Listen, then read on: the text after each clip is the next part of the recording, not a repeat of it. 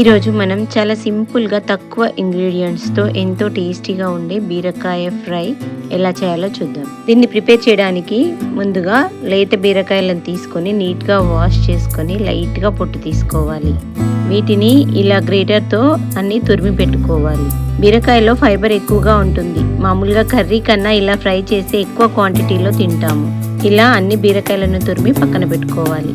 ఒక ప్యాన్లో 1 tea spoon oil వేసుకొని కొద్దిగా ఆవాలు, జీలకర్ర, మినపప్పు, 2 ఎండుమిరపకాయలు, సన్నగా కట్ చేసి పెట్టుకున్న ఎల్లిపాయలను 1 టీ స్పూన్ వేసుకోవాలి.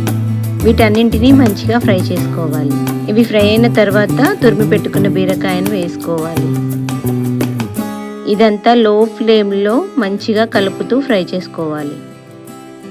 బీరకాయ అంతా మంచిగా ఫ్రై అయ్యి ఇలా దగ్గరగా వచ్చిన తర్వాత దీంట్లో కొద్దిగా కరివేపాకు, పసుపు, రుచికి సరిపడినంత కారం, ఉప్పు వేసి బాగా వేయించుకోవాలి. ఇదంతా ఇలా మంచిగా ఫ్రై అయ్యి దగ్గరగా వచ్చిన తర్వాత కొత్తిమీర వేసి సర్వ్ చేసుకోవాలి.